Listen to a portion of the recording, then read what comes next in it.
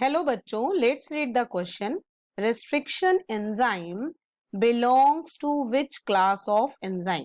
First option है ligase, second option है exonuclease, third है न्यूक्लियस, फोर्थ है प्रोटीएज। सबसे पहले हम लोग इसके की कॉन्सेप्ट की बात करेंगे। क्वेश्चन में कह रहा है कि जो रेस्ट्रिक्शन एंजाइम है वो किस क्लास ऑफ एंजाइम को बिलोंग करता है। तो सबसे पहले हमें समझना होगा कि रेस्ट्रिक्शन एंजाइम्स होते क्या हैं।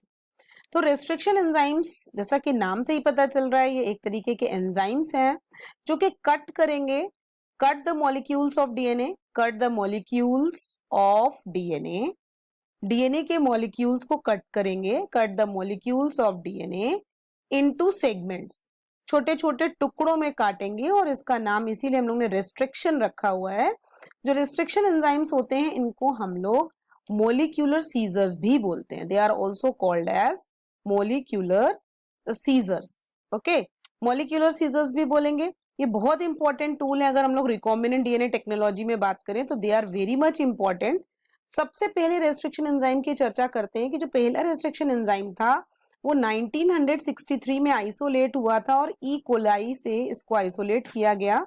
तो रेस्ट्रिक्शन एंजाइम जो बिलोंग करता है, ये लार्ज क्लास ऑफ एंजाइम को बिलोंग करता है। रेस्ट्रिक्शन एंजाइम ये किसको बिलोंग करेगा? लार्ज क्लास ऑफ एंजाइम है जिसको हम लोग बोलेंगे न्यूक्लियेज।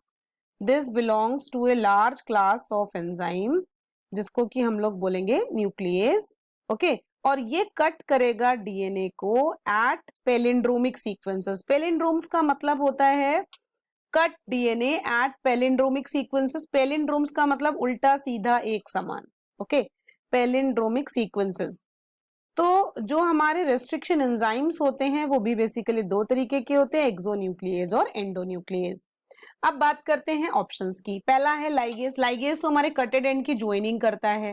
सेकंड एक्सोन्यूक्लियेज। एक्सोन्यूक्लियस एंडोन्यूक्लियस दो तरीके के एंजाइम्स हैं, होते हैं रेस्ट्रिक्शन एंजाइम। तो यहाँ पे पूछ रहा है किस क्लास को बिलोंग करेगा, तो ये न्यूक्लियेज क्लास को बिलोंग करेगा। ओके, क्योंकि ये कटिंग में मदद कर रहा है और प्रोटीएज प्रोटीन डाइजेस्टिंग एंजाइम्स होंगे। तो इस क्वेश्चन के लिए जो करेक्ट आंसर जाएगा वो ऑप्शन नंबर सी जाएगा, nuclease. Hope you understand well. Best of luck.